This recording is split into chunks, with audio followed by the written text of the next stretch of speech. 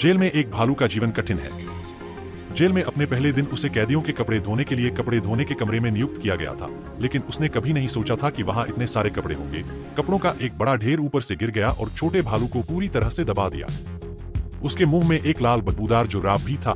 छोटे भालू ने घंटों काम किया। आखिरकार वह सभी कपड़ों को वॉशिंग मशीन में डालने में कामयाब रहा। जैसे ही वह जाने वाला था, उसने देखा कि कुछ गड़बड़ है, लेकिन तब तक बहुत देर हो चुकी थी।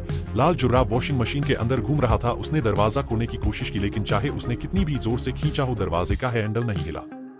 अब वह अगले दिन बड़ी मुसीबत में था। कैदी गुलाबी लड़कों में बदल गए थे और वे सभी छोटे भालू को गुस्से से घूर रहे थे। छोटे भालू ने उन्हें न देखने का नाटक किया और उसने खाने के लिए एक जगह ढूंढ ली। अपनी प्लेट पर भोजन को देखते हुए उसने एक निवाला खाया और लगभग उसे थूक दिया। क्या यहाँ का रसोइया वाकई इतना बुरा है?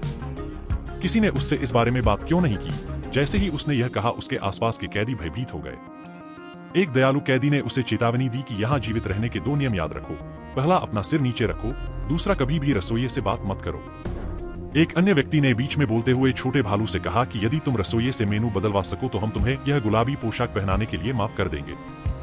अपने अस्तित्व के लिए छोटे भालू के पास इसे आजमाने के अलावा कोई विकल्प नहीं था। सबकी चौकस निगाहों के नीचे छोटा भालू बात करने के लिए रसोइये के पास गया। रसोइये के हाथ में पहले से ही एक लकड़ी की छड़ी थी, लेकिन छोटे भालू ने इसकी परवाह नहीं की। उसने पास में ही रोटी का एक टुकड़ा उठाया और रसोइये के सिर पर दे मारा। इस रोटी को देखो, यह इतनी सख्त है, क्या तुम इसमें कुछ स्वाद नहीं मिला सकते? और इसके लिए क्षमा करें। बस उस छोटे भालू ने जल्दी से इसे पहुंचने की कोशिश की, लेकिन यह और भी अधिक फैल गया। शायद कुछ सरसों इसे संतुलित करने में मदद करेगी, लेकिन यह केवल बदतर होता जा रहा था। उसने मदद के लिए कैदियों की ओर रुख किया, लेकिन जब उसने पीछे देखा तो हर कोई टेबल के नीचे छिपा हुआ था। रसोइये ने छोटे भालू को गले से पकड़ लिया और उसे बताया कि आज रात का मेनू भालू पाई होगा। छोटा भालू घबराहट में डर गया। छोटे भालू ने रोटी रसोइये के मुंह में ठूस दी। एक पल के लिए समय थम सा गया। शेफ ने रोटी का स्वाद चखा और अचानक उसके हाव भाव बदल गए। शेफ ने फिर सभी को घोषणा की कि अब से छोटा भालू मेरा सच्चा भाई है और आप में से कोई भी उसे कभी परेशान नहीं कर सकता।